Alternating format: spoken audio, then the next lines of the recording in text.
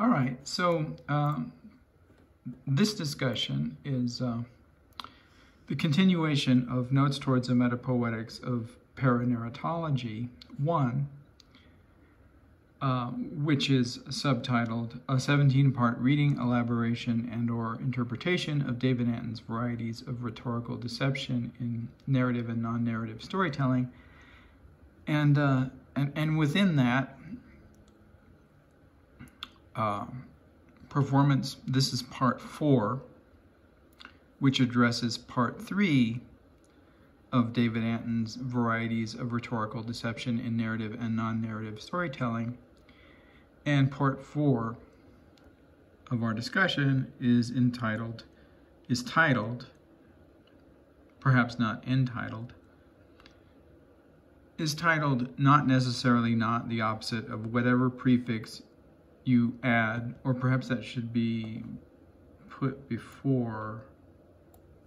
I'm going to change the title just for alliterative purposes, because we are referring to this as a metapoetics, not a metaprosaics. So put before, I'm typing that out as I speak and film. So this fourth part is now titled Part 4, Not Necessarily Not the Opposite of Whatever Prefix You Put Before, and then it was to the root because it was add to the root, but now it is simply the root Lepsis. So I'll repeat that to make it slightly more clear. Part 4, not necessarily not the opposite of whatever prefix you put before the root Lepsis. And I had begun the discussion knowing full well that the water for my tea would be ready shortly, but I was impatient and couldn't wait for this water to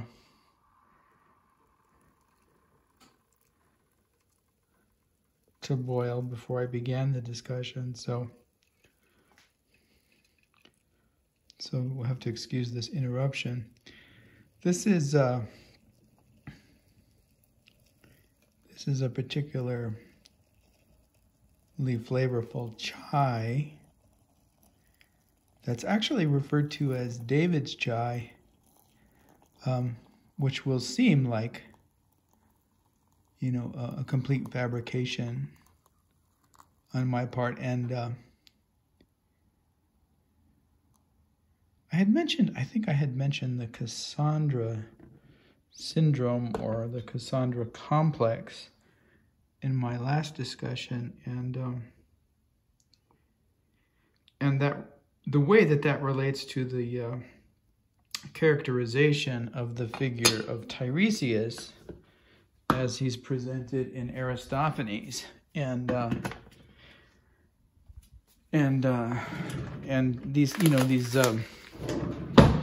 these discourses or witnesses that are reliable or perceived as unreliable for whatever reason, you know, because they're mad, or because they're women, or because they're institutionalized, or because they become part of a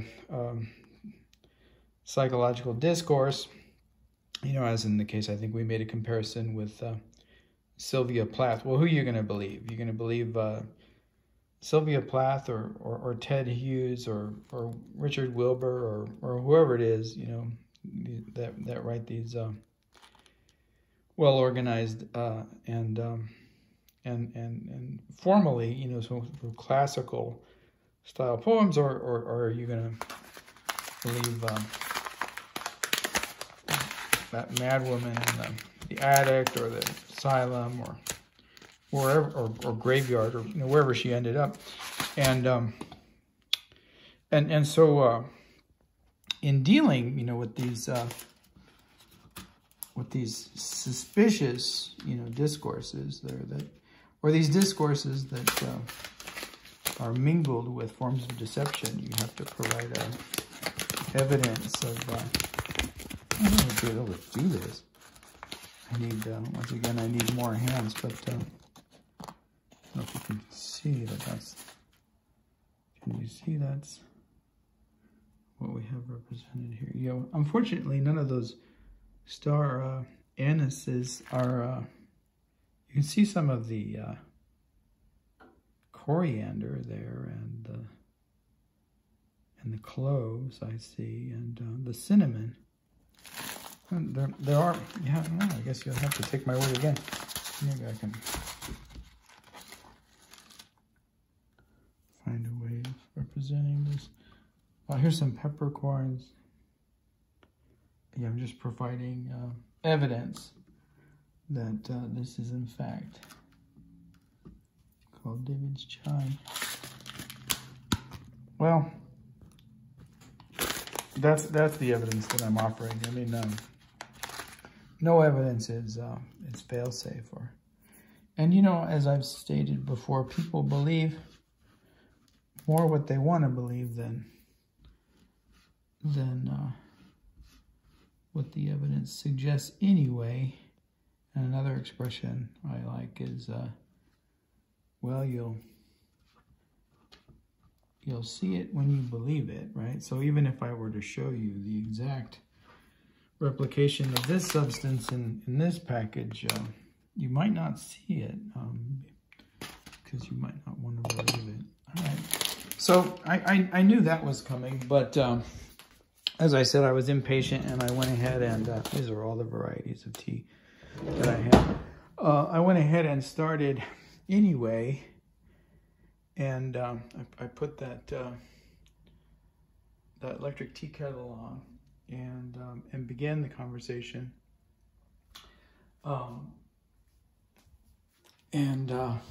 Knowing, you know, full well that that I would be interrupted, and the interruption isn't, you know, and the dogs are being extremely quiet today. The this is Fiverr, and this is Leo. Leo just got to walk. He's getting old, and he looks like he's in pretty bad shape. But he's never really had like a tidy, you know, coat, and this is just kind of the way that he is. But I can't walk him in the summertime anymore.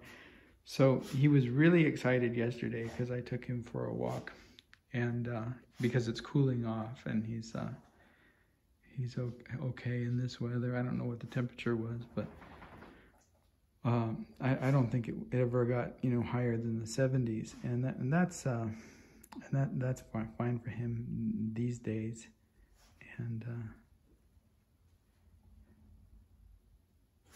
and he's a little worn out today because of that.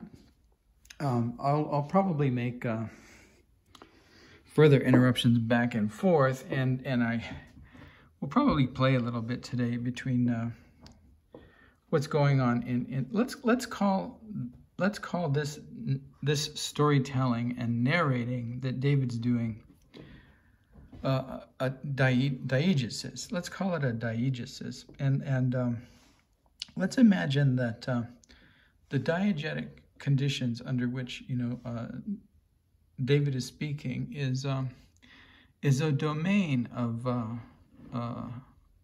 fictive narrative, or a story space. And let's imagine that that whatever is happening in this time duration that exists in my apartment here in Fort Defiance is another, you know, diegetic domain, and that I'm narrating this story that occurred in the past that belongs to its own set of reality and representational constraints within this space.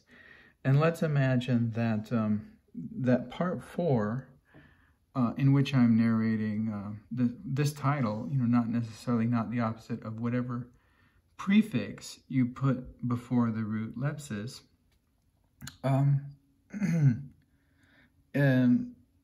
we'll metapoetically sort of, scuttle or shuttle back and forth between the diegesis presented in this fictive space and my awareness of the unfolding story, or perhaps it's not a story. Perhaps it's just a physical, descriptive space in which I exist here, right?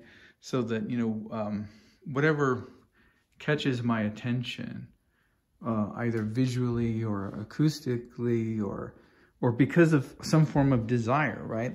Like my desire to have, or necessity.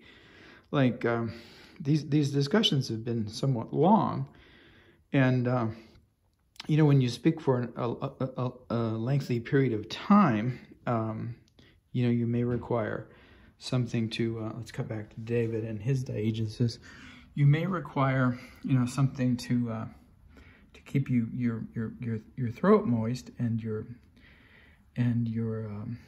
verbal discourse, your oral discourse going. And today it's going to take the form of David's chai. Usually I have coffee, but I had coffee this morning, and I can become the witness to that fact by going over here, and I don't know if you can see, but there had been coffee here, and this could all be fake, right? Like this might not even be coffee. It could be like that. It could be like that that scotch that was water, in our performance of Lone Eagle, but which became scotch. So I because you can't taste this, you have to take my word for it. This coffee, but there was coffee here, and when it was on, before I turned it off. Now you have to turn it off when there's no coffee there, or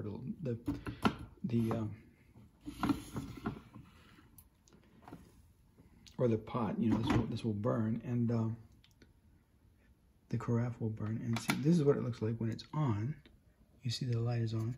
This is what it looks like when it's off. So you can see that it's off, and you can see that there's nothing there. And you have to take my word for it that this represents coffee, and this was full this morning. And that's where the testament of the evidence, the facts, right?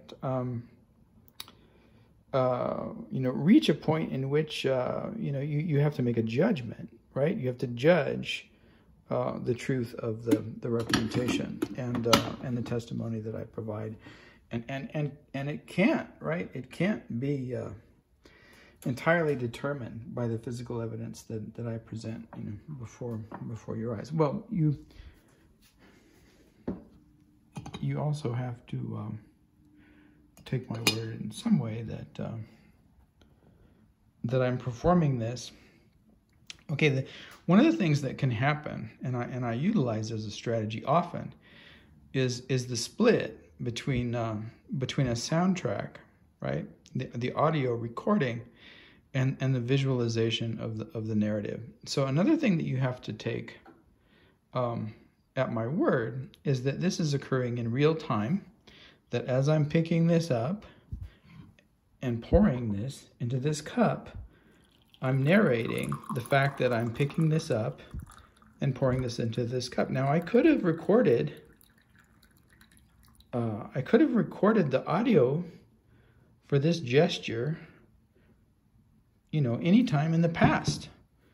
I could have recorded it 2 hours ago, or I could have recorded the lifting of this teapot visually 2 hours ago, and only now am I providing a soundtrack for it. And none of the story that I'm telling regarding this diegetic space, this space of my apartment, right, existed as a story before. I was just wandering around like Diogenes was wandering around before looking for a good onion. Now, when he was looking for a good onion, he didn't find them in the refrigerator, if I recall.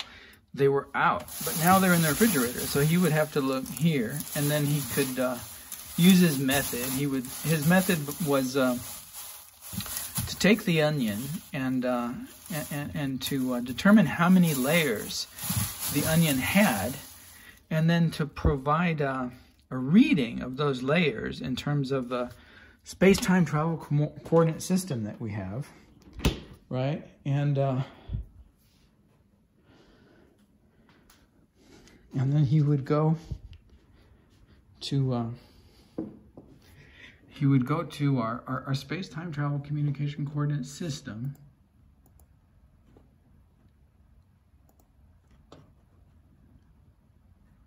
In this case,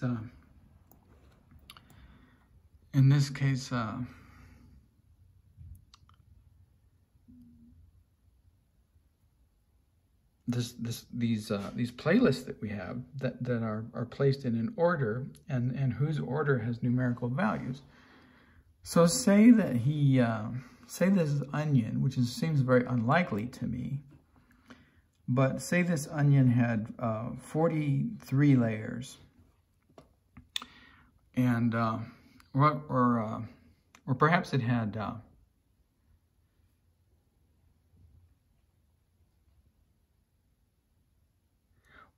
perhaps it had 43.3 layers or 43.4 layers. Well,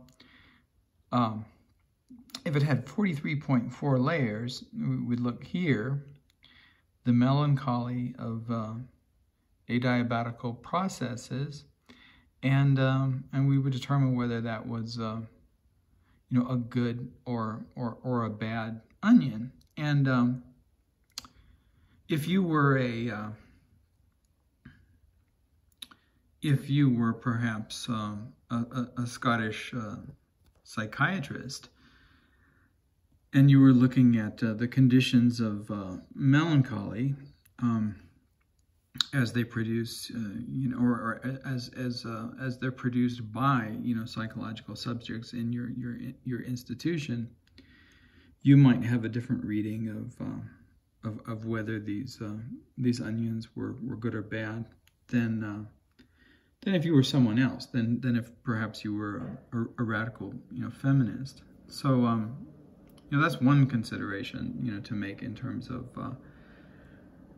this sorting by layers of the onion, is to take into account even if we have a methodology, a process of sorting by layers of the onion, we still have to do the work of interpretation, and that work of interpretation depends on the context out of which our own subjectivities arise, all right, and are informed. So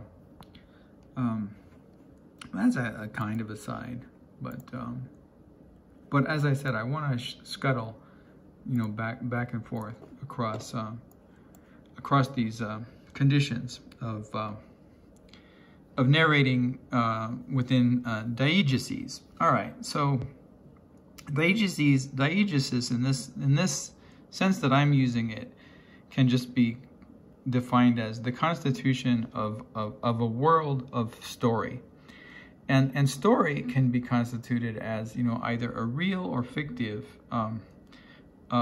environment.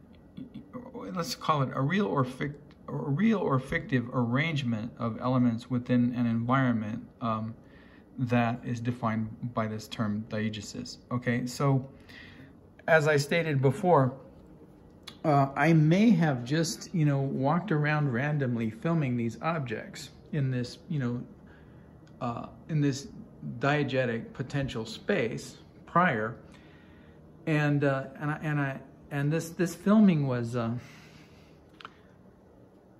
this is a Navajo rug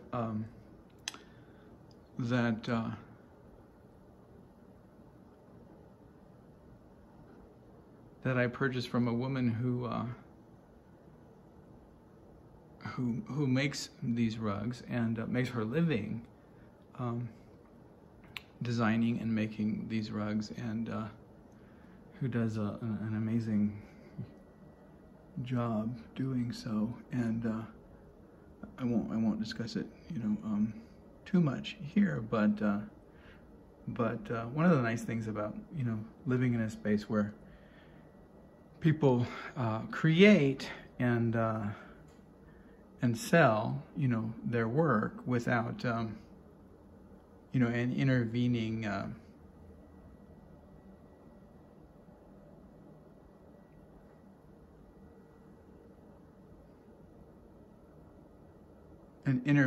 agent, you know, is that the full value of their labor, you know, can return to them without being, you know, largely distributed to a middleman or a trading post or some other marketing distributor. We don't really often, can't really do that if you're outside the res. No one's going to be knocking on your door, you know, asking you if you want to purchase one of their designs if you live in Santa Fe or Durango or La Jolla, California, or Encinitas, or anyway. What I was getting at was, you know, I could have. I could have just filmed all of this in silence and then added the narrative, you know, afterwards, or added the discussion. In this case, it's not really a story, but it's certainly a telling. I could have added the telling later, and placed all of these in a way, right, fragments together in some kind of coherent organization of language, and the reason that I'm suggesting, you know, the split, you know, between the audio and the visual, and the way that the audio in some ways creates a cohesion, or can be organized around the opposite of cohesion, right? Can be organized according to a notion of displacement, you know, in a different, you know, sense of that word than we've been using it in the past few days, or a disjunction, or a discord, or disunity, right?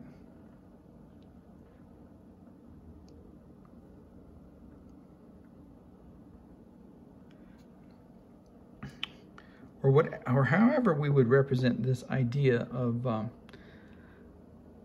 a lack of holistic cohesion that belongs to a certain notion of the idea of collage, right? Putting two things together, two things that, you know, don't necessarily belong, or don't necessarily belong to the same, you know, diegesis or diegetic universe, and that relates, you know, to the title of this piece, and to the discussion that we're making of this third section of David Antin's discussion, which has to do with collage and what constitutes collage. And perhaps, you know, we'll begin with, you know, what the cubists were interested in. But before I do that, and I'll just remind, you know, readers of how that idea relates to this part 4. Not necessarily not the opposite of whatever prefix you put before the root lepsis. Now, I had stated the title was going to be not necessarily not the opposite of whatever prefix you add to the root lepsis. And I'm not even sure which is better, but I added the you put before because I like the alliteration. And if we go to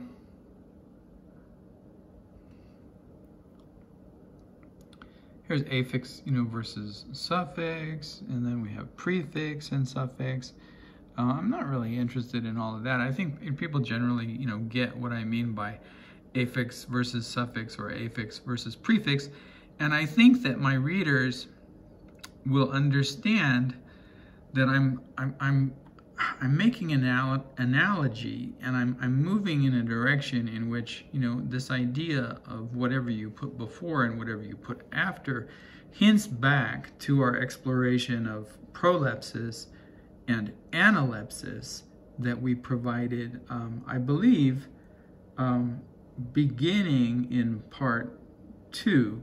So we've discussed prolepses and analepses for 2 parts of this ongoing series, and now I'm kind of, you know, moving us toward and hinting at a relationship between prefixes and prefixes and suffixes, and the corresponding relationships of parts in analepses and prolepses. So however you would imagine that, you would think that suffix would be the you would think that prelepsis, right? Well, there's no word as far as I know, prelepsis, but prolepsis, like, sort of sounds like prefix, you know, with those first 2 letters, but prefix really, that's the idea of prefix seems more, you know, analeptical to me, and the idea of suffix seems more proleptical to me. So from an acoustic point of view, it's kind of counterintuitive, but in any case, the arrangement of a part within the holistic formation of a morphemic unit, right? So these morphemes, right? This word is composed of different elements, right? And these elements can be combined in the spatial relationship to the word, which when you verbalize it is a temporal relationship, right? Okay, so as text, a prefix comes before, and that is like it's arranged in a certain spatio-temporal organization.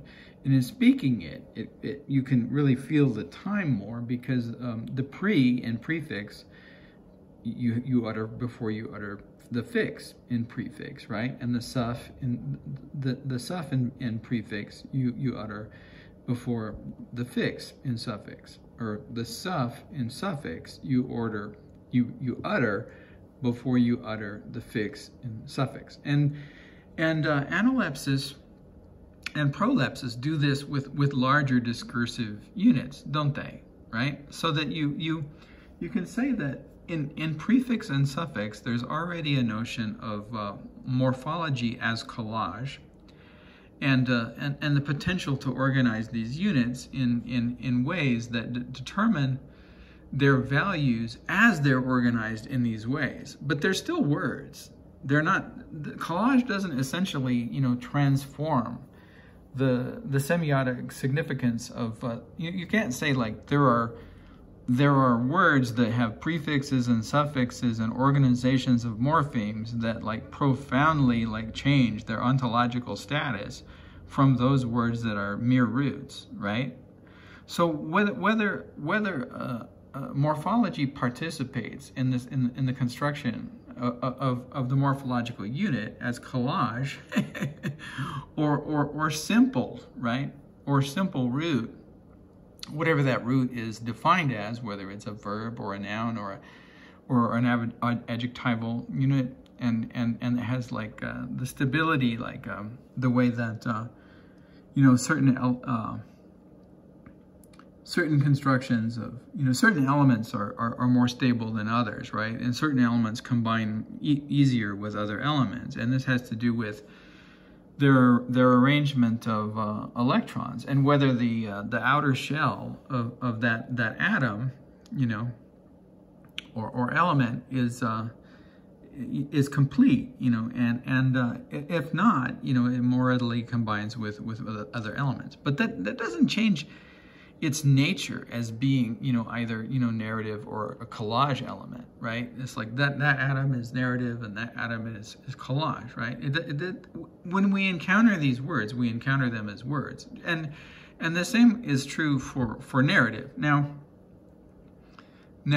this is important because this is what David Antin is discussing in this third section of his discussion, titled Varieties of Rhetorical Deception in Narrative and Non-Narrative Storytelling. So he begins with this idea of the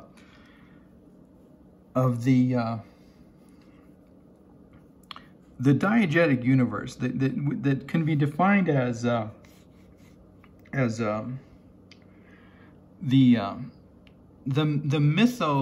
mythological universe, from which both Greek tragedies and some Greek comedies, but not all,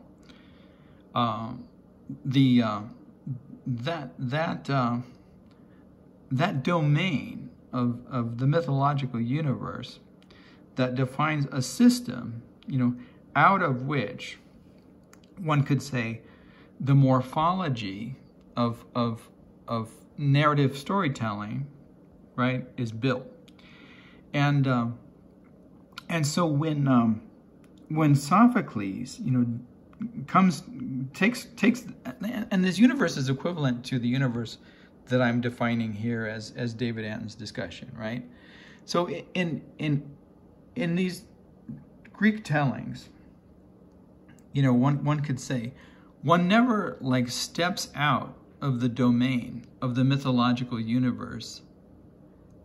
Well, that's not entirely true, right? There are exceptions for the containment of the universe. For example, at the beginning of Homer's what I would call collage exploration of the story of Odysseus's return to his home and to his family, following the exploits of the Trojan War, which is documented in the Iliad. At the beginning, right, of this collage, right, which is a story, but what makes it a collage is largely through the organization of these segments of time, through analepsis and prolepsis, of this story that's known, that's familiar to other Greeks, because it is a mythologos, right? It's a whole world, and not everybody remembers all the same details of the stories, and not everyone organizes them in the same way. And when one organizes them and places them into a telling, one necessarily moves parts around and creates a collage, but creates a collage largely out of the universe from which the collage exists as its own discrete entity. That is,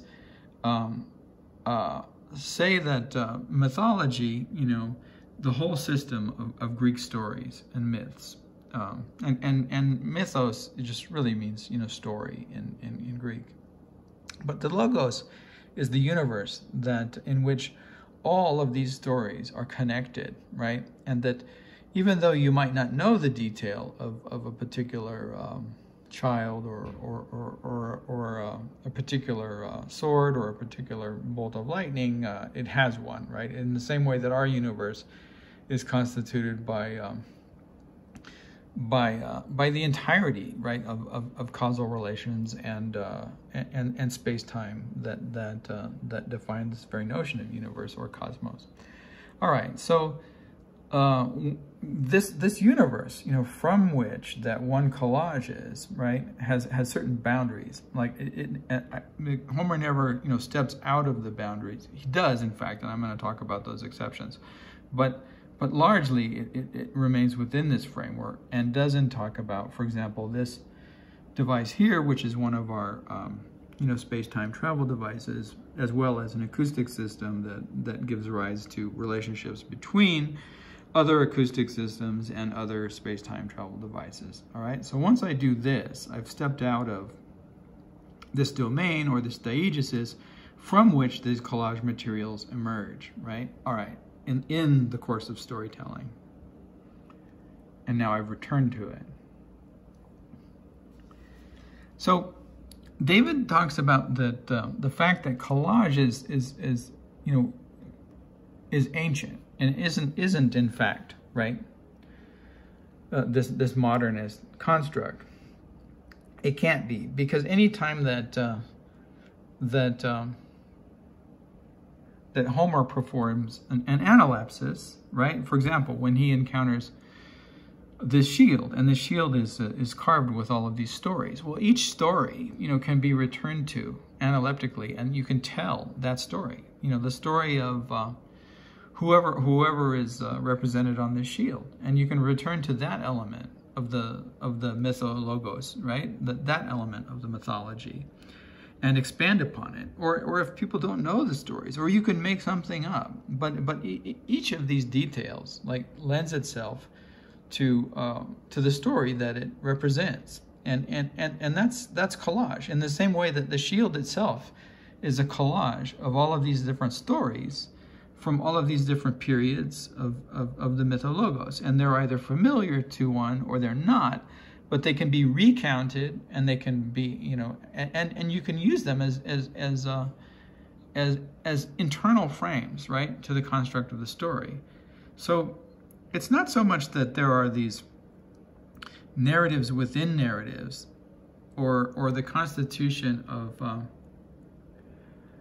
a distinction between the paratactic and the hypotactic in temporal dimensions of internal storytelling, as the way that it's discussed by, is it Todorov or is it Vygotsky? Either Todorov or Vygotsky, and now I can't remember, but talks about these stories within stories, as they relate to various classical examples of literature that some of us may be familiar with, like for example the 1001 Nights, right? Scheherazade. And there's this moment in Scheherazade in which one of her stories ends with the beginning, right, of the story that begins the story 1001 Nights. And so risks, right, or tempts us with this idea of the eternal return and being trapped in this story. But there's a circumvention, and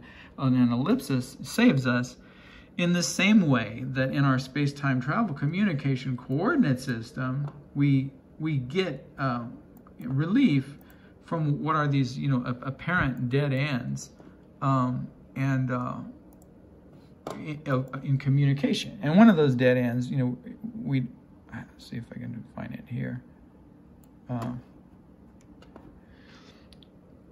There's something in space-time communication coordinate communication forms and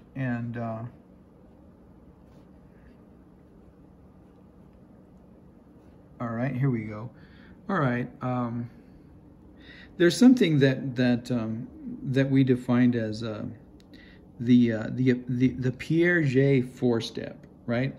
And that means that when one encounters a space-time communication coordinate value, that it can be reintroduced into the system as it's sort of like a stepping stone, a step to a next value. So the number, whatever this, let's make it easy, so that we know that this is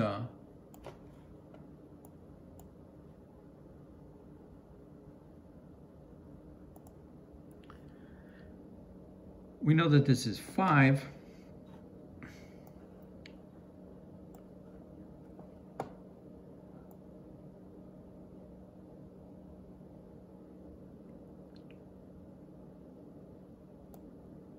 Well, this is interesting. So I think we've already circumvented this problem, because I think our new values. Well, okay, I'll have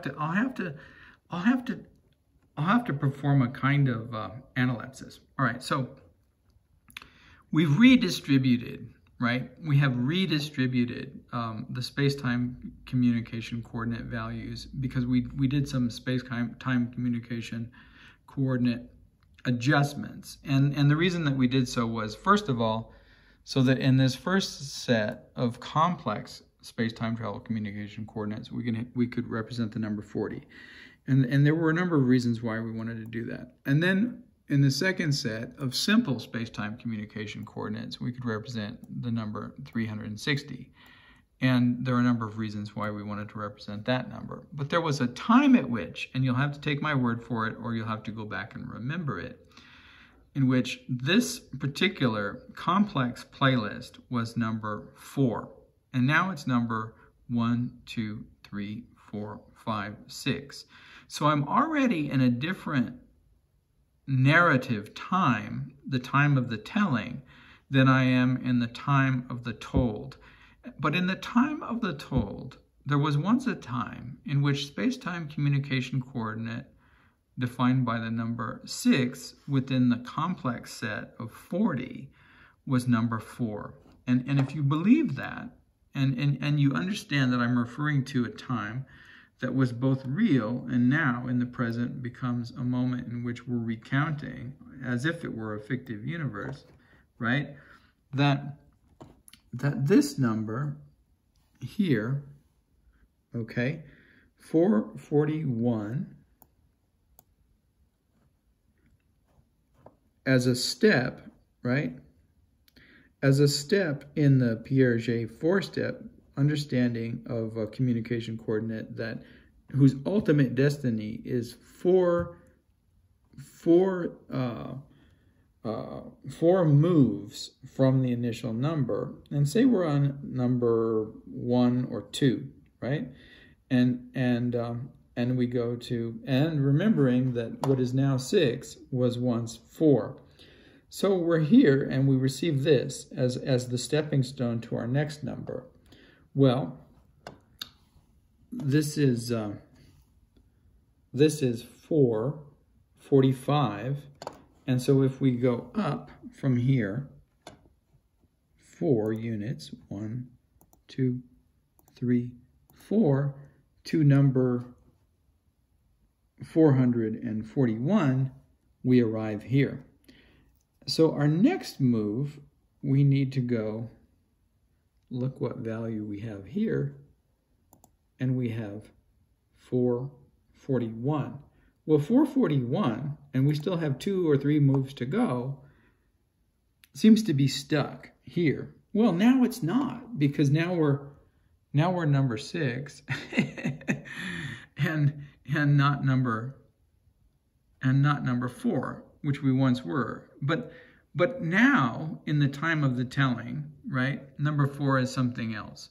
And we had talked about the way that this apparent dead end, right, can be gotten around, you know, by redistributing, right, by taking this unit as a set of numbers, recollaging in some way, you know, the units available to us, or reconceptualizing the number as opening to different possibilities. For example, we could go from 441 to rethinking about that number as 44.1, which in our new system would take us, because these are nonlinear temporal units, 441 would take us back to 1 and would take us to this unit. But we can also address, you know, the new conditions under which the diegesis that exists in our understanding of the duration that is now would take us to the new number 4, which is no longer, right, a dead end or cul-de-sac. 1, 2, 3, 4. And let's find what 41 would be under the conditions of the now. Well, each of these, if I place the open window correctly, represent 16. So if my 3 sets of 16 is 48, that's 1, 2, 3. And then to get to 41, I subtract 7. 1, 2, 3, 4, 5, 6, 7. and that's 425. And so, you know, we've circumvented the dead end that was represented by, you know, 441 in the way that the communication system was formally organized. And unless we reach another dead end, you know, via this number, it's no longer an issue, right? All right, but the point is,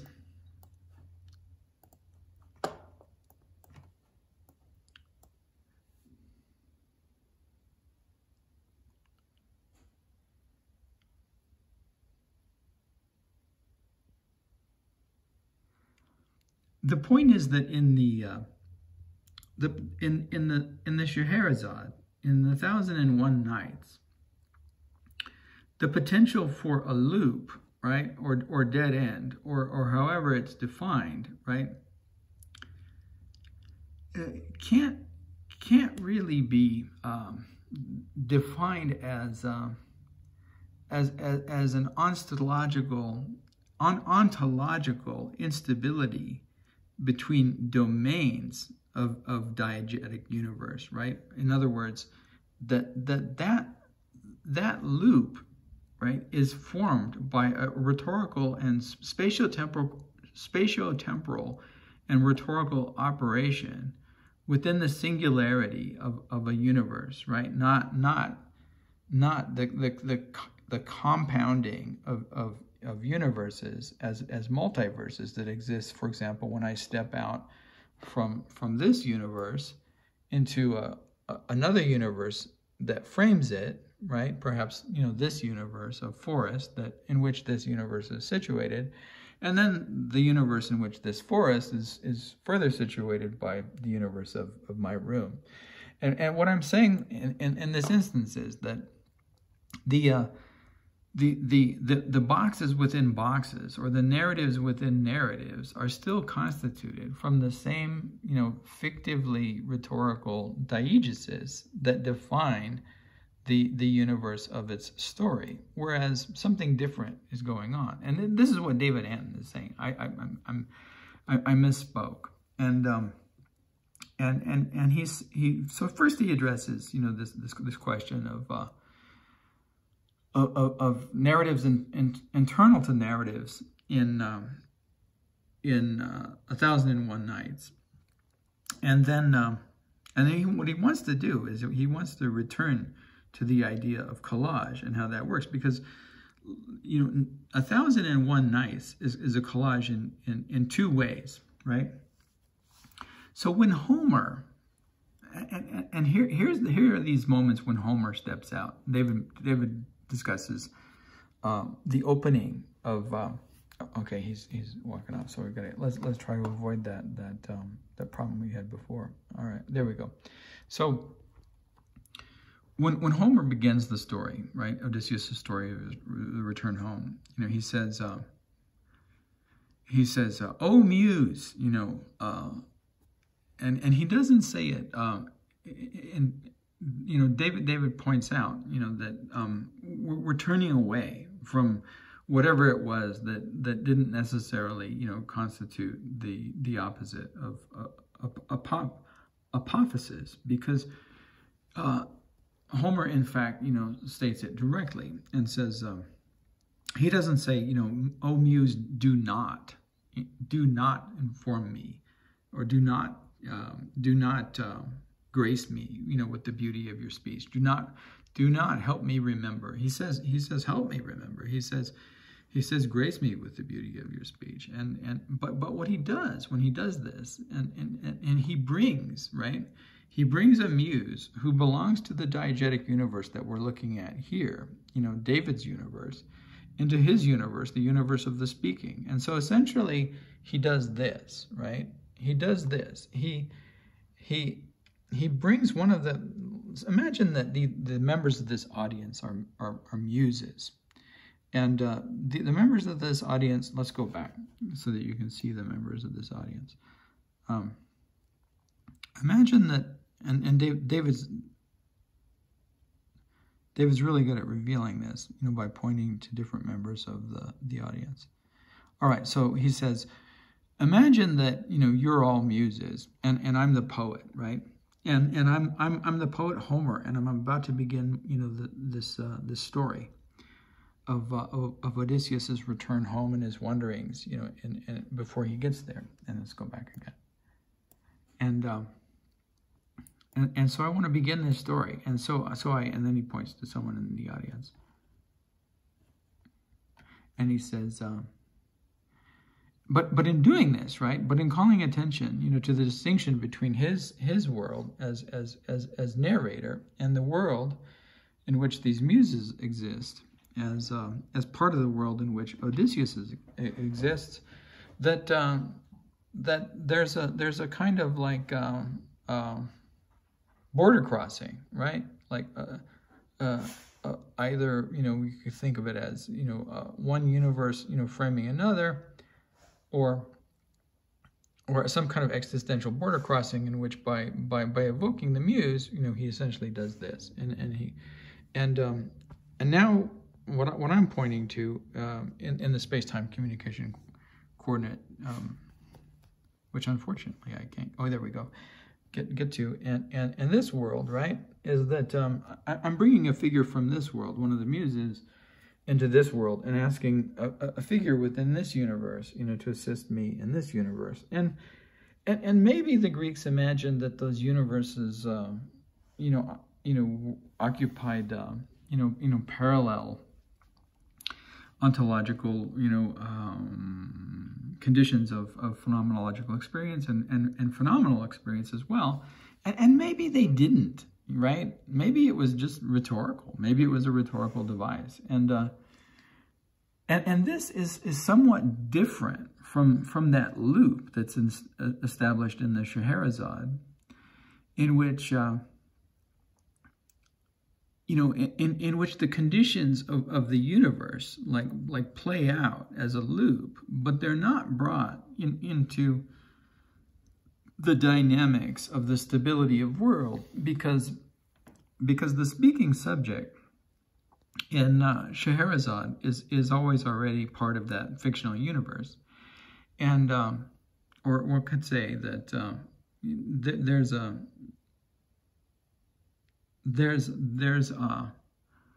understanding that whatever Scheherazade represents as a storyteller, right, is defined by a more ontologically a more ontologically stable universe beyond the fictive telling, in which, you know, a writer or an author, right, someone who exists in our universe is or at some point was engaged in the act of creating a representation of a speaker, right, that remains within this fictive universe. No matter how that speaker might be aware of her condition as a fictional subject or not, right? So ontological border crossings, you know, within you know, domains of what we imagine to be fictions within fictions are slightly different from ontological border crossings within domains that we imagine to be fictive, situated within larger potential diegetically, you know,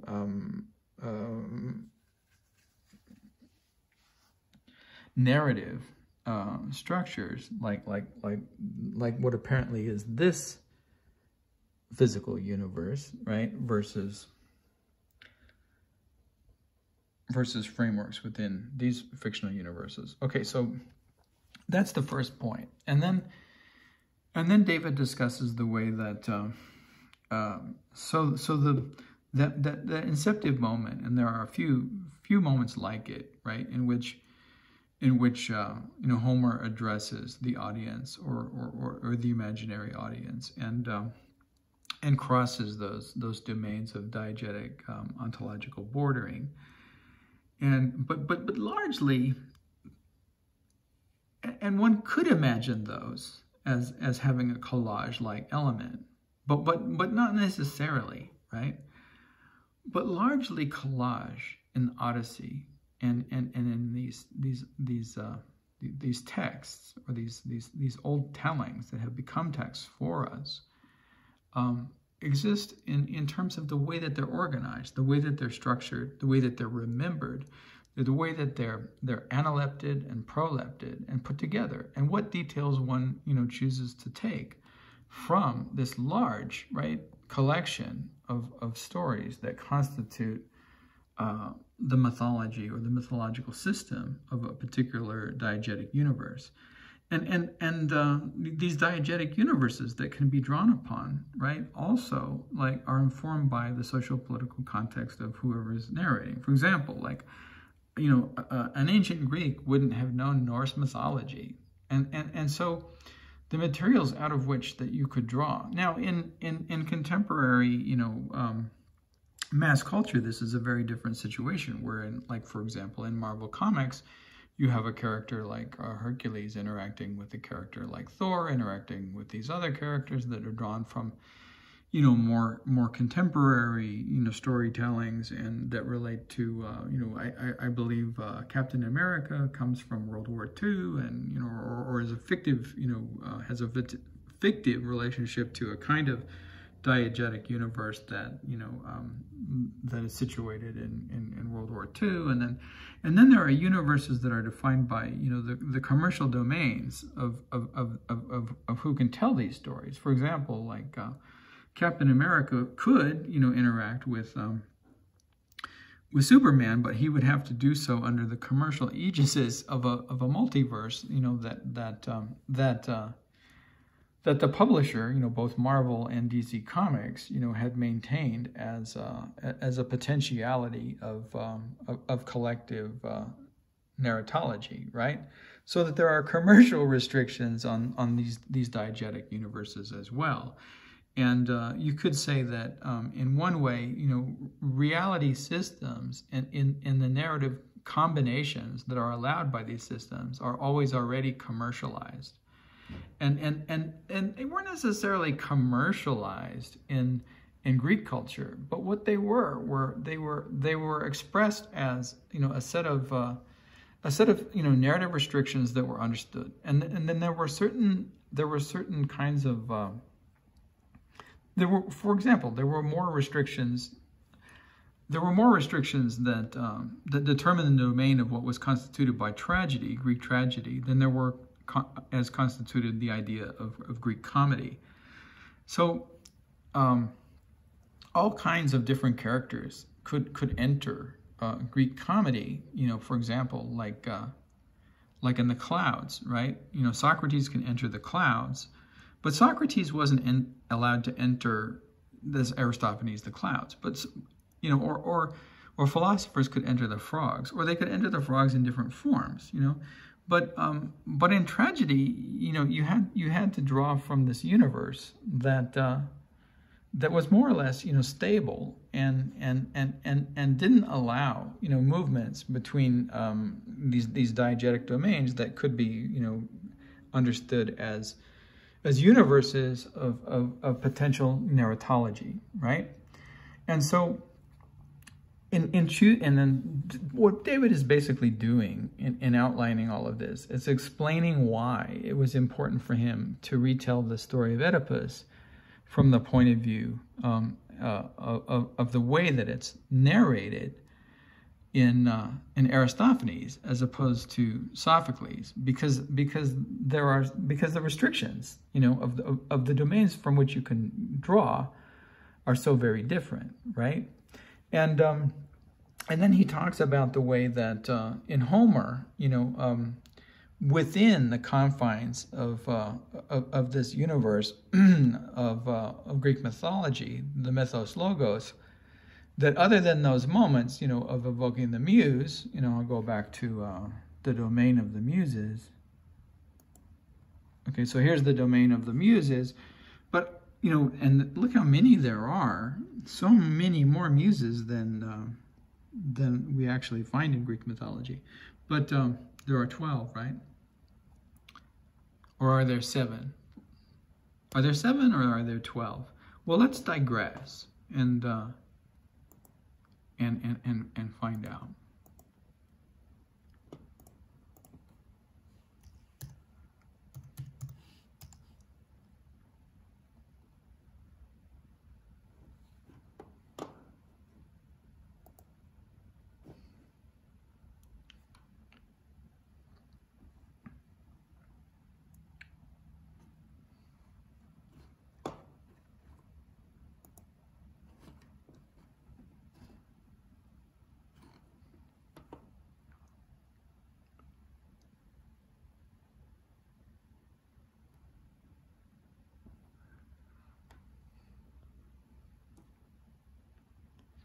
Well, apparently there's some contention of how many muses there are. Writers similarly disagree also concerning the number of the muses.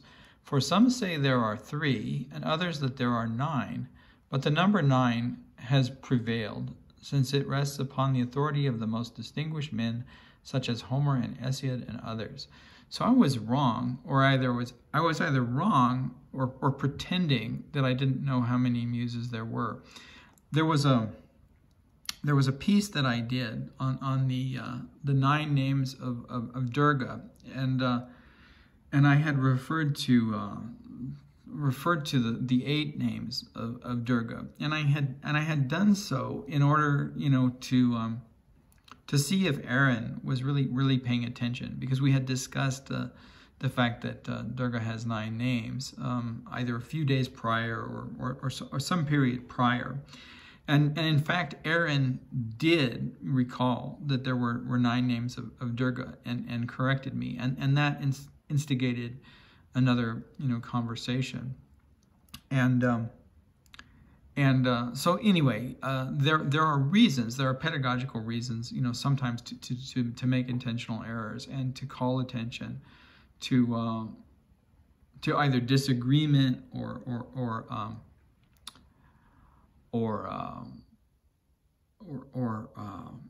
questions, right, of the reliability of the narrator, or whether one is enlisting deception as a rhetorical strategy, or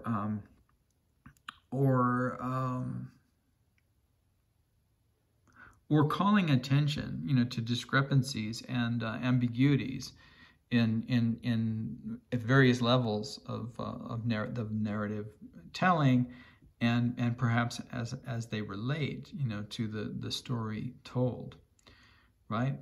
And I'm certainly not doing that here.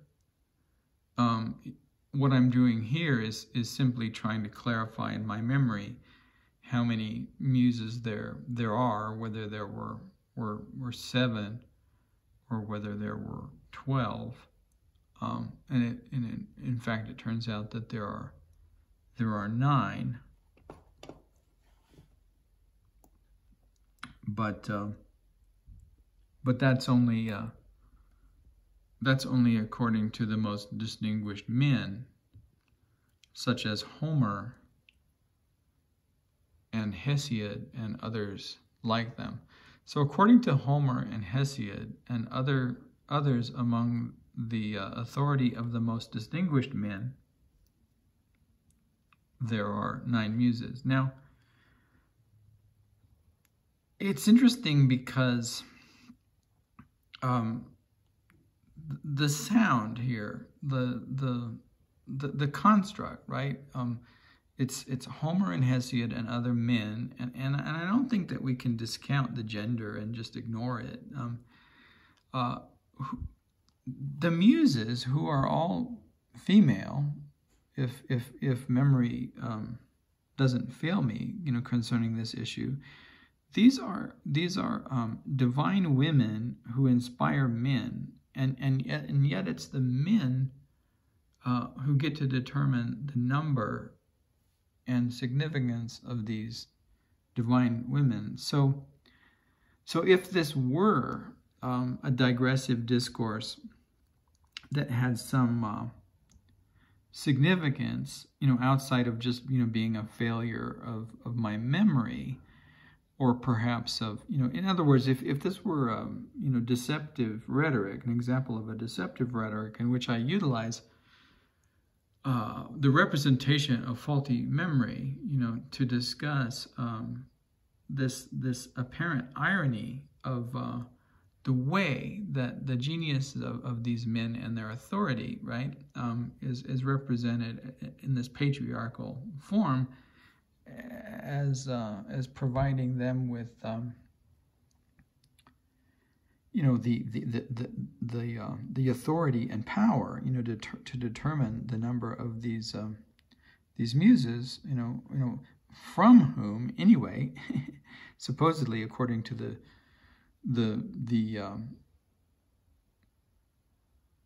the laws of the and the laws of magic and fantasy and the mythologos, you know, from these muses, right, are their source, not their constructs, and so that's interesting in the way that it seems to play out a paradox of patriarchy and inspiration, while at the same time, like, hinting at like the instability of these charming worlds, right?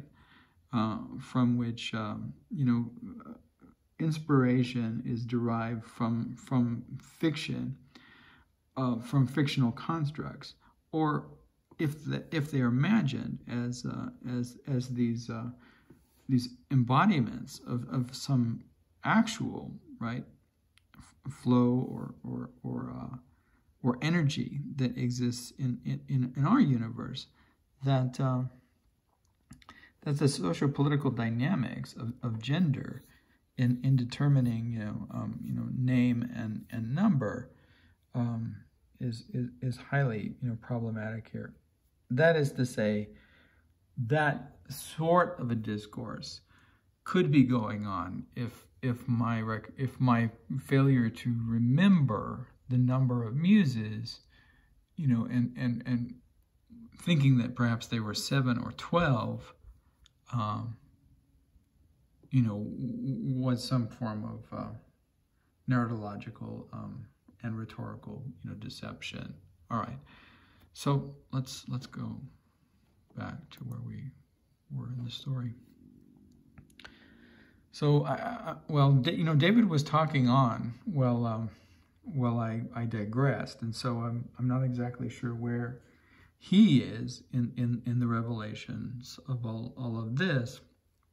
But let's just go back to the idea of the relative internal consistency within the mythology that the story of the Odyssey is constructed. So a lot of the collage elements in the Odyssey have to do with analepses and prolepses and moving around from island to island. You know, one could say that even these topoi, these various topoi, there must have been other islands that they explored that were left out, right? There must have been elisions and omissions.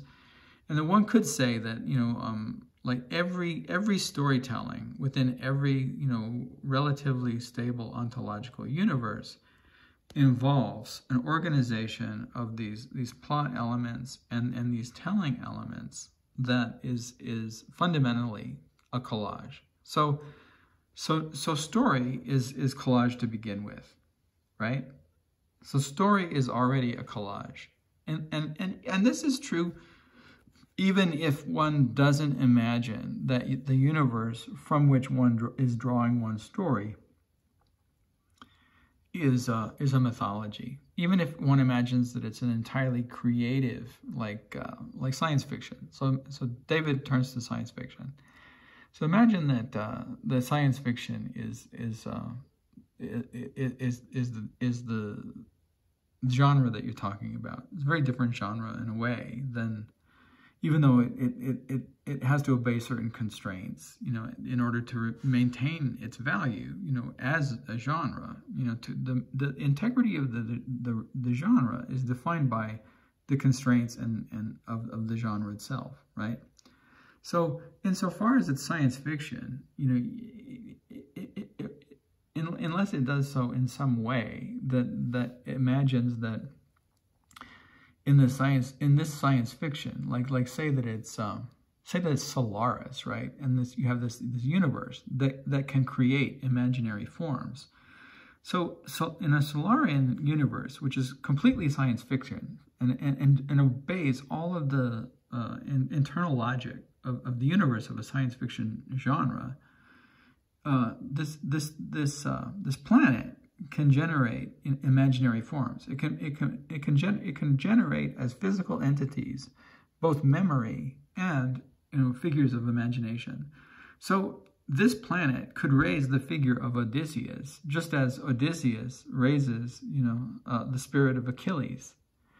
And doing so, it would still fall within the ontological restrictions required by the genre of science fiction, but only because that within this science fiction, this planet is imagined as possessing this power to create materiality out of the ingredients of the human imagination, right?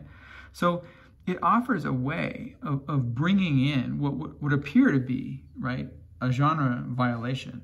A genre violation would be like in some universe, like an Isaac Asimov universe, in which is defined by like laws of robotics or whatever it might be, in which it's basically our physical universe, but set in the future in such a way that technological devices exceed, what we've imagined and produced so far. So you couldn't raise Odysseus in the Isaac Asimov, version of science fiction without, instigating a genre violation, and then you'd be in fantasy, right? Or you would have imagined that, science fiction, the Asimovian kind of strictly almost Newtonian universe that Isaac Asimov inhabits, right?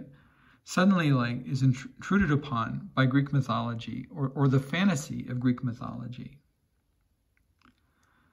And the limitations of an Asimovian, quasi-Newtonian universe restrict it as a genre in a way that that the more sophisticated Stanislav Lev universe, in which a planet is imagined as having this potentiality to generate matter out of imagination, is not limited.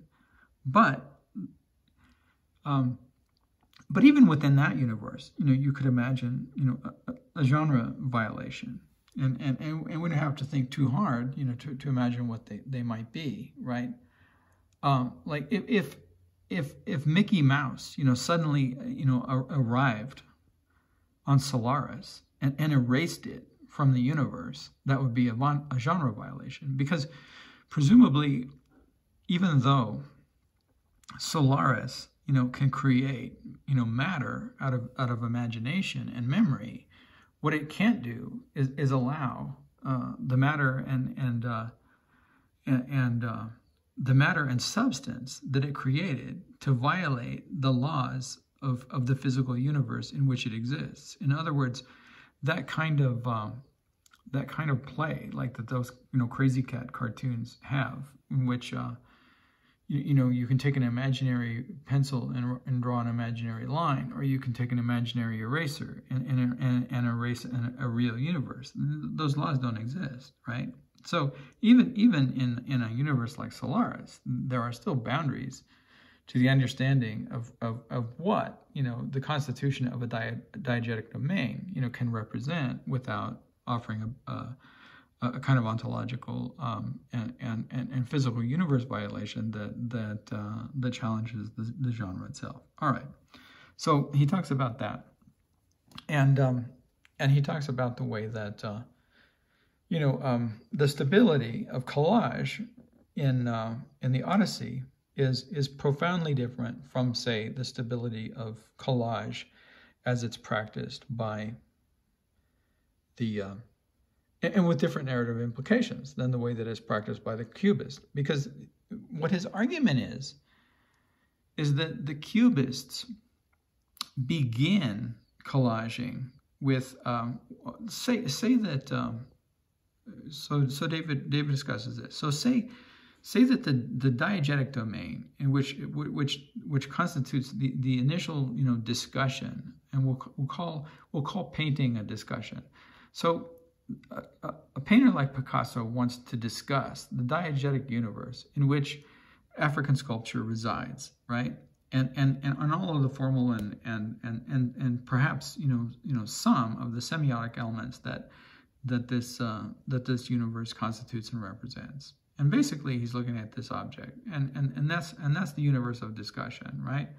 But suddenly, the diegesis of African sculpture, is interrupted by some interest that Picasso has in the curious form of the space-time travel machine, that's in his room, or that the conversation between these painters, you know, turns to the wallpaper. Well, in the instance of the universe in which I'm narrating, we don't have wallpaper. The closest thing that we have to wallpaper are my paintings.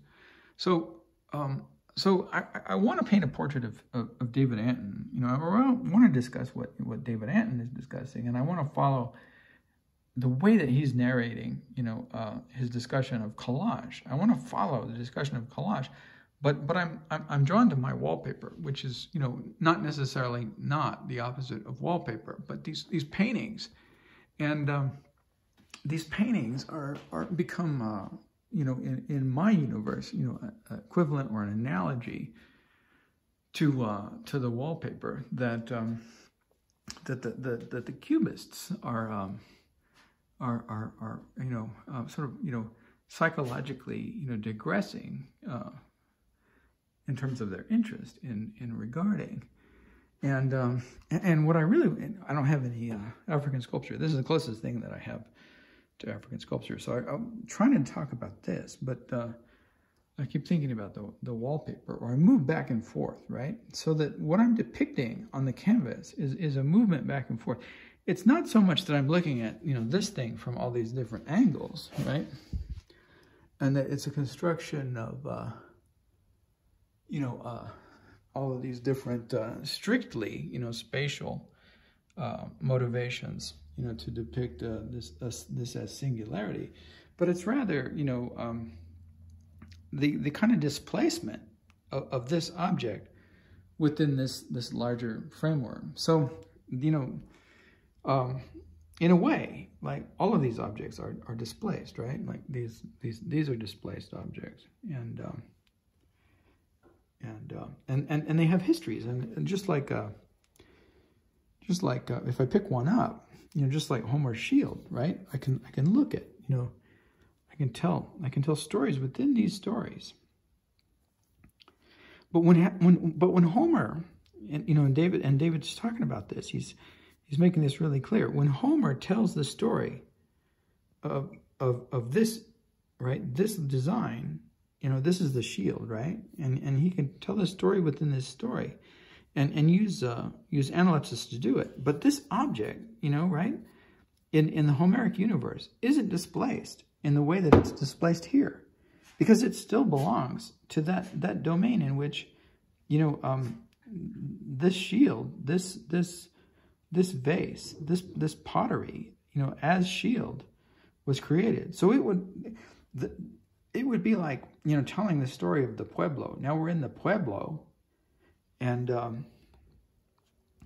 I ask, and someone is using, you know, this you know, I'm not sure what it might be, you know, say this is something used, you know, ceremonially, right, to burn sage. It's not, but say it was. And so we're in this narrative in the Pueblo, right? And someone, you know, needs one of these, you know, to burn their sage because we're performing a ritual right now in that narrative. And they pick this up, and they're like, oh yeah, I remember when this was made. And the narrator, whoever is narrating the story of the Pueblo and this ritual and the burning of this sage, right? Or maybe it's a smudging, or maybe it's something else. But then, you know, they start telling these stories. Well, that's different. That's different, David says, you know, because right now you have this displaced object. This displaced object of either an ancient Greek shield or some pottery that was made in the Pueblo. Now this object is interesting because it's not displaced, because it, you know, in a way, maybe this one isn't either, because maybe that construct that we have of the Pueblo and that narrative of like this mythological space in which it resides, right, is a fantasy, is an illusion. And that's this really interesting peripeteia in this section of David Antin's discussion, where he goes, but what is the Pueblo? Isn't that just an anthropological, you know, illusion? Isn't that just a myth that we tell? And like, So, like, if one imagines that this Navajo rug is supposed to be, you know, in a hogan somewhere, and then, and have this, you know, particular place in this diegetic universe, you know, in which, you know, someone is sitting somewhere, you know, weaving, and the sheep are outside, but it doesn't belong. You know, it doesn't belong to, it's a different diegetic universe than this looks like. Well, maybe that's an illusion, because, you know, the woman who made this rug, you know, knocked on the door and said, "Hi, you know, I make these rugs. I have some rugs. Would you like to buy them?" So that's the story, right? That's the story. It's the story of a woman named Rose who makes her living, you know, and who drives around and who sells her crafts. It's not this fantasy of this space, this romantic, you know, or archaic space, and certainly that. When we look at this object and imagine, you know, some romantic historical past, you know, we have to deal with that idea, and then David points out that, you know, in fact, you know, the relationship to these African sculptures and the space in which they reside, you know, is largely, you know, the result of colonialism, right? And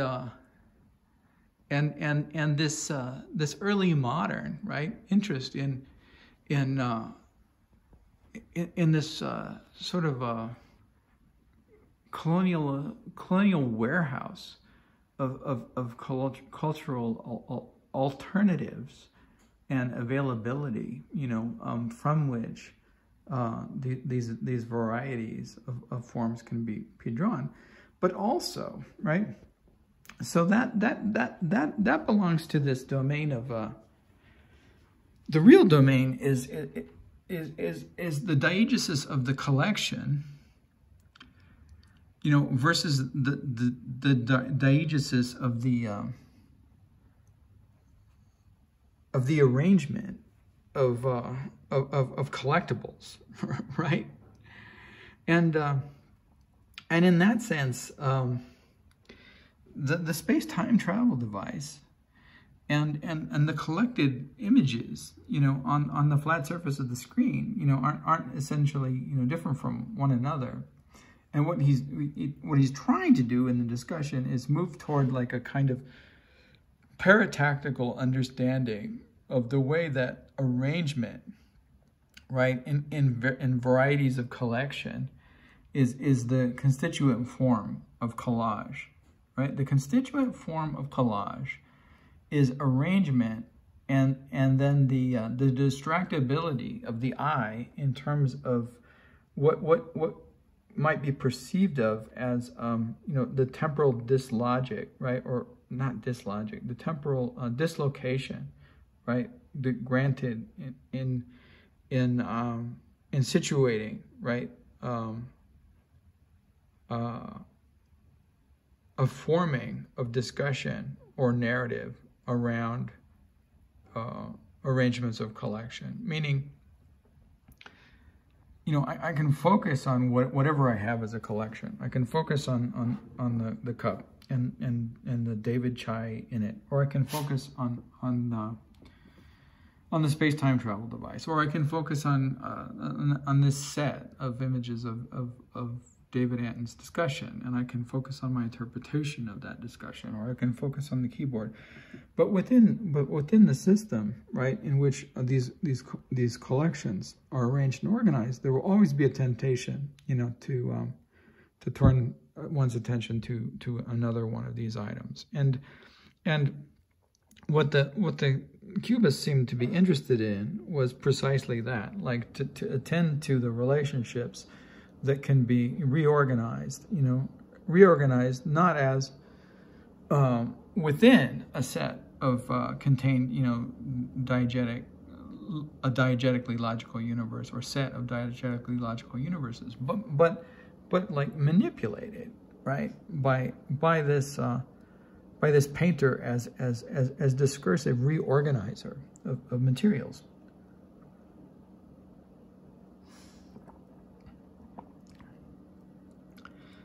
And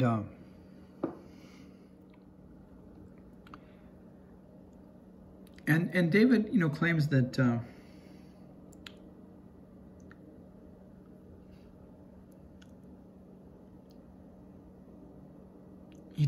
there's a certain moment, again, in which he turns toward, why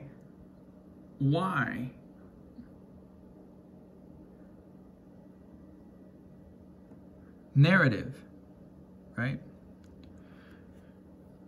Which is always already a matter of collage, and has always already, been a matter of collage. Archaically was a matter of collage, because it was a collection of moments, drawn from memory, and whether that memory was, a fictive universe created by an author, or whether it was, collective understanding, right, of a mythological universe that had certain kind of stability within the culture, like a mythology. That the organizer of the tale, the narrating subject, always had to draw upon, moments and create, relationships between durations and time, and utilize, strategies like analepsis and prolepsis to organize, the space of the telling. He argues that this is no longer possible because television interrupted the space of the telling, right?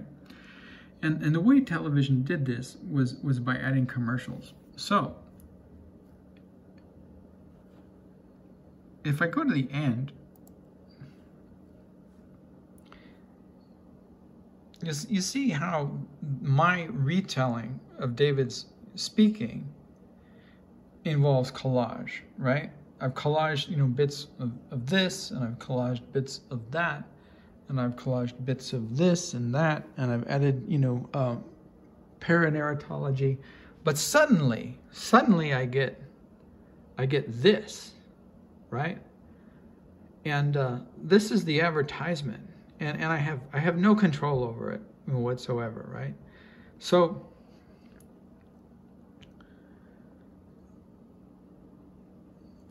but in fact, this isn't probably the best, example of advertisement, because these are just windows that open up to other stories and other tellings and other narratives. Now this is an interesting image because it rhymes in a variety of ways with, if we take rhyme as metaphor, with the image that I've been looking at of David Antin's.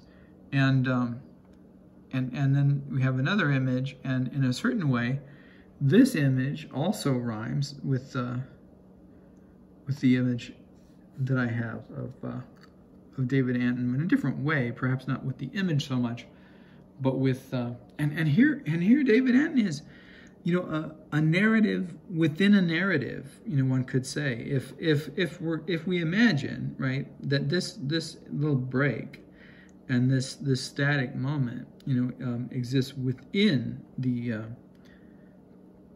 within what constitutes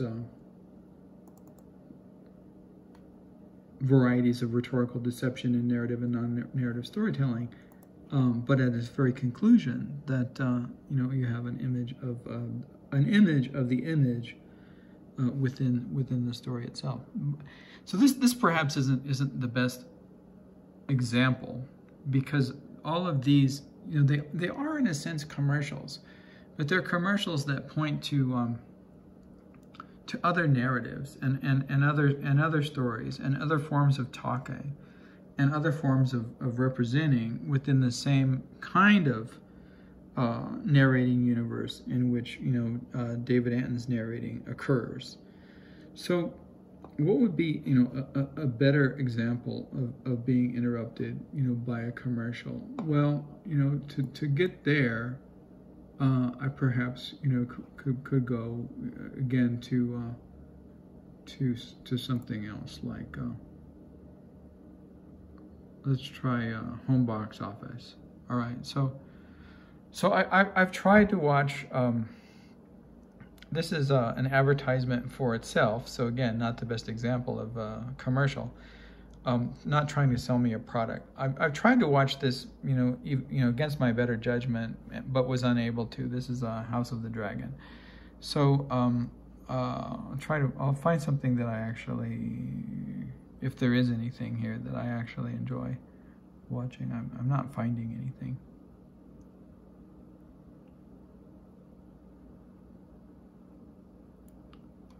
Well, here's some Halloween collections. Well, at least those, you know, are situated within,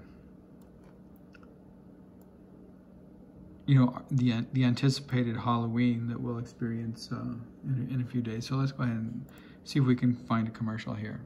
All right. So, wow. So how is I Am Legend, you know, example of Halloween? I don't know. Scooby-Doo. That's pretty good.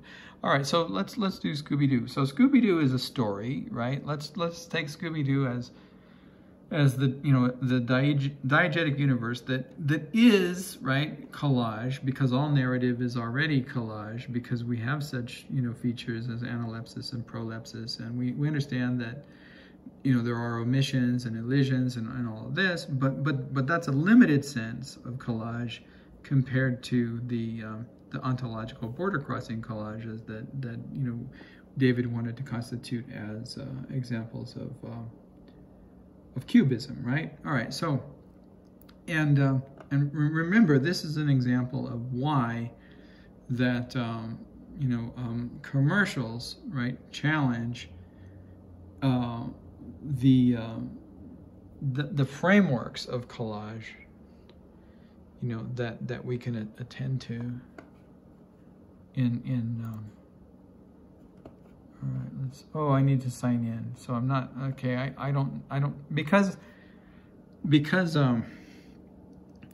my dyscalculia and dysgraphia and difficulty remembering, you know, series of numbers and all of that, it's going to take me a considerable amount of time to locate the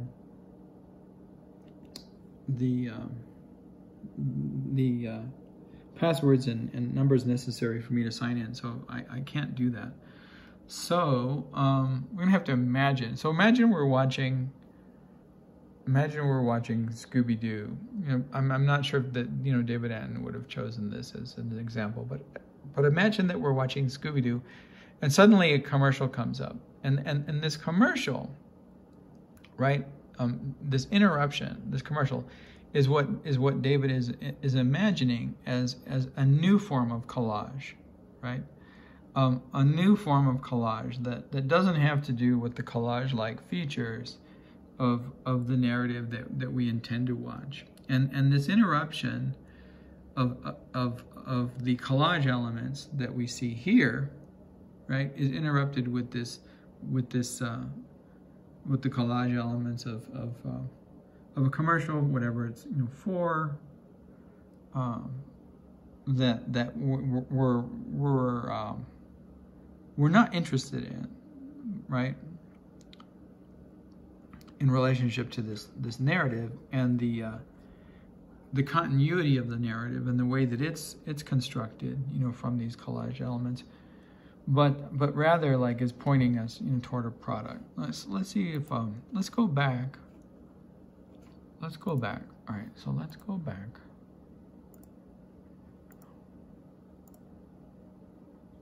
All right, so let's see if I can find an ad. I'm not going to be able to find an ad. Sometimes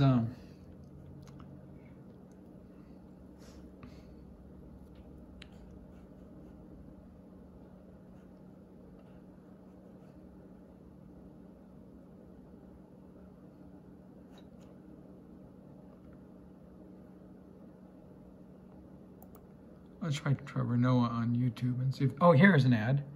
All right, so here's the type of collage that David is talking about that makes, you know, modernist collage, no longer possible, or no longer relevant, perhaps.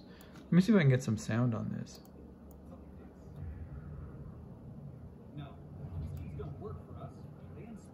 Well, you can see that it's highly collage-like.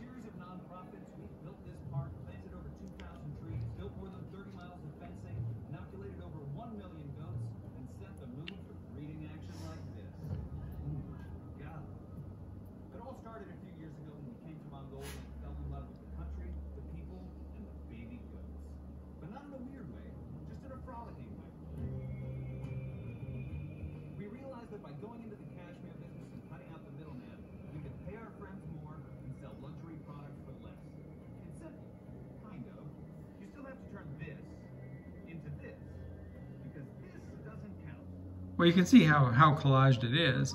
In fact, one could argue that it's more radically collaged than anything that you would see in a Cubist painting. But what it seems to lack is a kind of like formal, holistic integrity. Although you could say that it has it, it's just replaced with speed as opposed to the organization of the surface of the canvas.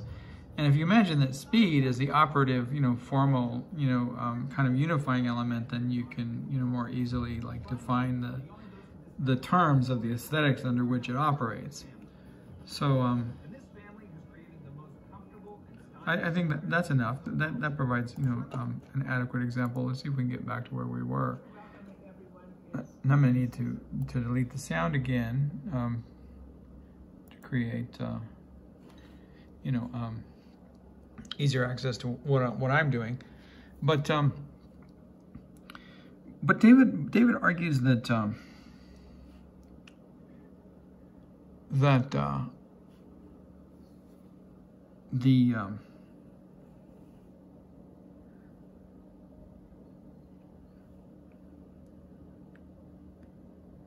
these moments, right? These commercial moments that that interrupt, right, our viewing habits. You could say recreate the phenomenological, perhaps even epistemological, and perceptual relationships that we have, right, with the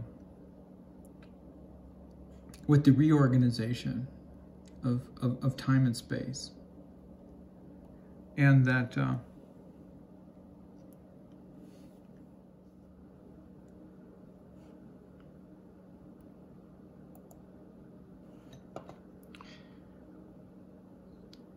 the next point that David makes, and it's an interesting one, and it's fairly contestable, but it is this idea that the interruptions and intervening intervals of commercial culture on television and presumably other forms of media, what exists in all forms of social media today. If one watches, the Brooklyn Rail, well, at the end, one's likely to get some kind of commercial, and in various forms, and you can't really get away from it, right? Like, so if I publish something on my YouTube channel, and I'm not television, but even if I've created everything not like this, the way that I'm stealing these images of David Antin, or perhaps plagiarizing, these images of David Antin, or unauthorizedly, refilming these images of David Antin. But even if I only like filmed my finger, right, on my own keyboard, and only talked, words, that I created, right, or that I either wrote or spoke, and not, borrowed from somewhere else. Even if I perform all of these acts of presumably what belonged to me. Like, it is my hand, right? It's not YouTube's hand. And it is my voice, right? And I'm allowed to talk about my hand, right? Or not. But even if I do all of these things and push all of the right buttons and still, like, occasionally, I will get commercials and ads in this, right? In this domain of publication that I haven't authorized. And often they're offensive. Not only are they interruptions and trying to sell me, you know, a car or whatever David Antin doesn't want to buy, or whatever, you know, offensive commercial, but often they embody precisely the politics that I despise. They'll often be advertisements for you know fascist politicians, or they'll be sexualized images, right? That you know, not only have nothing to do with the piece that I've put up, but in a way you could say, like, it's very much like throwing paint, you know, on someone else's canvas, or taking a shit, right, on the Mona Lisa. I guess one would have to take it off the wall before that, or throwing shit maybe on the Mona Lisa, but I have no control over that, and you know, when that happens, I can take the piece off, and I can either leave it off, you know, and we'll say that it doesn't exist anymore, or I can put it back up and hope that I don't have to put it back up too many times without this violation. So it's much worse. It's much worse on YouTube, and part of that is, you know, hacking, you know, and people like enjoying, like, the malice and cruelty of ruining your work. And part of it is just you know, the commercial, you know, motivation and economic motivation of all of these you know, domains of what we imagine are free, but in fact aren't free. And of course that's what television is. It's this thing that, you know, you had to buy the television, but then, you know, basically, like, what was free was the way that these images and this information came over the airwaves, right? You had the right antenna, and then later you had cable, but initially you just had the right antenna, and then the service was free. And the reason that it was free is because it was supported economically by, you know, these industries and businesses that, you know, paid to run these ads so that you would buy these products that you didn't want, right? And that was, you know, sort of understood, and it was the same if you went to the cinema, you know, although you had to pay a price at a certain point. You have to listen to the advertisements and the commercials as well. And what David argues is that the collage, right, that represented a kind of you know, experiential attentiveness. The argument that he makes is that the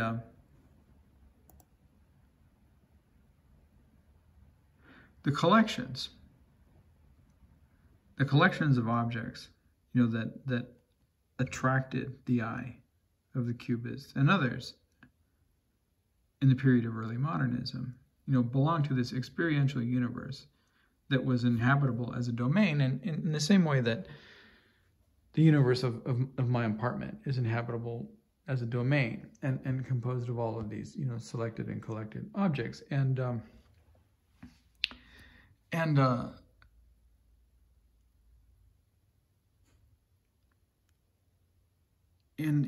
issues of a perceivability of this universe, and articulations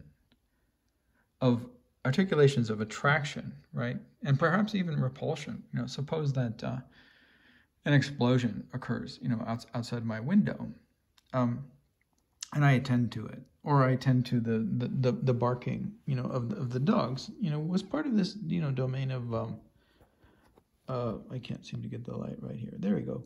That's Fiverr again. Of lived experience, and that's profoundly different in the various intervals and interruptions that we experience in the form of commercials.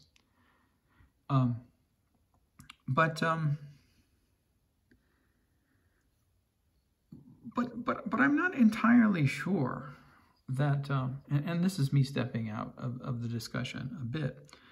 I'm not entirely sure, that the bullets, that Apollinaire experienced while he was lying in the trenches,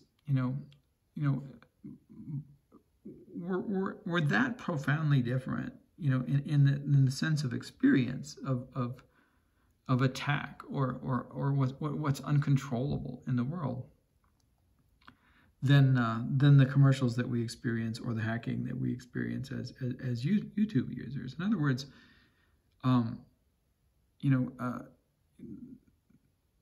there's a certain sense in which one has a bit of control and chooses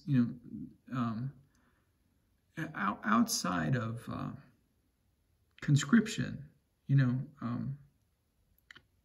and outside of the draft, one chooses whether one is going to be engaged in a war or whatever that might be, or a struggle for freedom, or be politically active. But one can't choose, the entirety, right, of the dimensions of that freedom. One can't choose to to fight for France and not, and not get muddy and wet and get shot, in the war. And it seems to me that that the relationship between the imposition of the sort of ballistic assault of commercialization that's represented here as this collage form,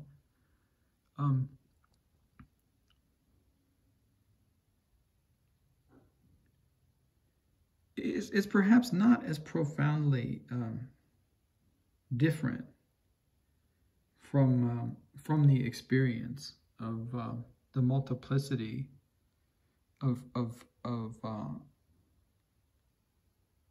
collectible phenomenon that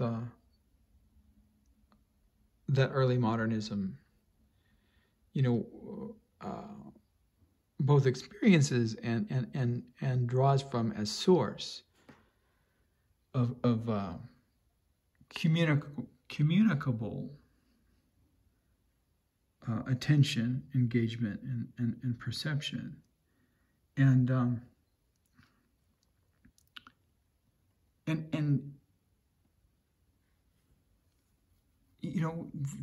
I suppose the way that one would have to argue the distinction is by imagining like the profundity of an opposition between the way that David is critiquing, right? Critiquing the apparatus of collage that's utilized in the service of commercialization and economy, and the strictly observational, right, discourse of a presentation of imagery as as a descriptive depiction of the environment, of one's interest, rather than as a critique of it. And if one imagines that someone like Spitters, for example, right, is maintaining a discourse in the selection of those elements collaged, or that one imagines that by the time that one gets to Rauschenberg, one is taking up fragments of images whose meanings, right, are engaged as a form of critical judgment, rather than merely descriptive or depictive, then one would have a harder time maintaining this positionality. And one could say that commercials are just a new form of bullet, and that you either dodge them and discuss and critique them, or you or you find a new, way of working, or you find a new way of working and discuss endogenum. And, I think what becomes more interesting than what David, and this is, again, we're moving a little bit outside of what David actually says, and this is, me adding a bit.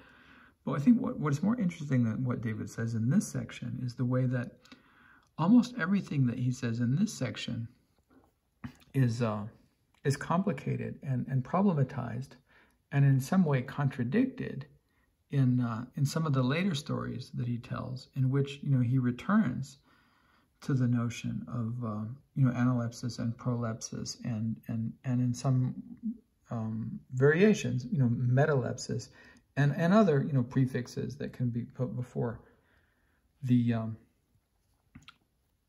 root lepsis to tell a story of his own that he represents as being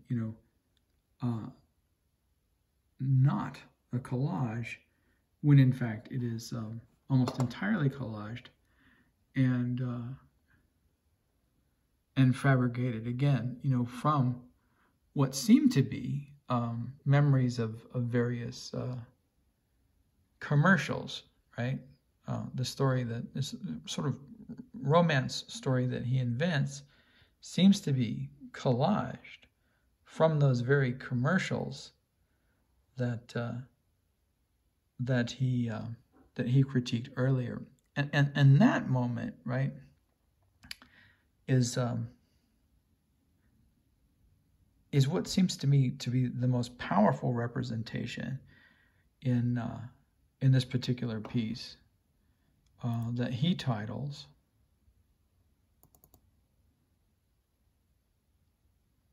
Varieties of Rhetorical Deception in Narrative and Non-Narrative Storytelling, but in which I want to find this idea of a metapoetics of Paranarratology, and it's in returning, right, to these judged and criticized and rejected commercials, returning to their source material and reconstituting them as this, presumably fictive narrative that he tells about himself, but through all of these elements that we find in various commercials, right?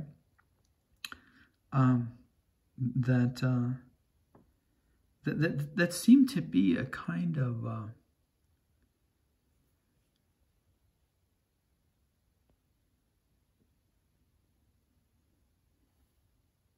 not just renovation, right, of this commercial realm,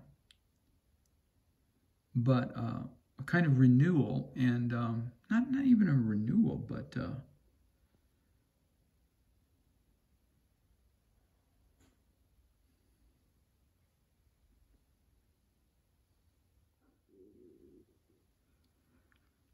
but I suppose reclamation is the only term that comes close to describing what he does with the various elements that we find in these type of commercial interruptions and the selling and packaging of these products, and how he turns it into and refabricates it into his own story of this encounter that he has with this young woman that he works with in a machine factory, in which he's responsible for maintaining, right, maintaining the working of these profit-bearing machines, and how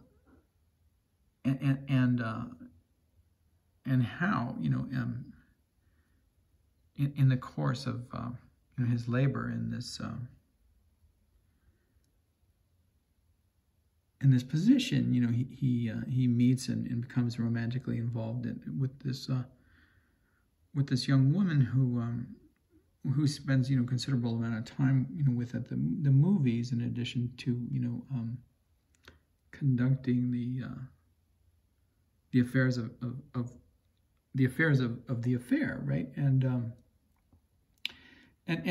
all the time, you know, the affair being constituted by the dimensions and storytellings of this illusionary space in which romance is defined, you know, not only within the story by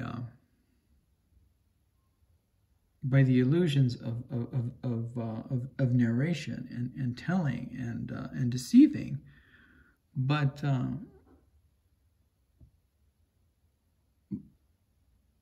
the terms and the content of the weavings of the illusions and the fabrications and the confabulations and the deceptive tellings are themselves woven, you know, from the commercial materials and contents that David, you know, Antin has in this section, right, dismissed and rejected, and that moment of reclamation, but deceptive reclamation, right, deceptively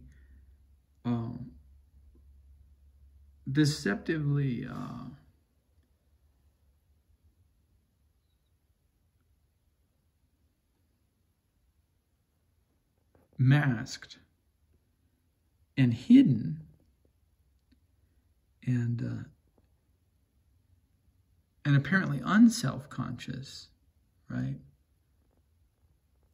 reclamation of a rejected source is what interests me most profoundly as the articulation of this particular form of metapoetics.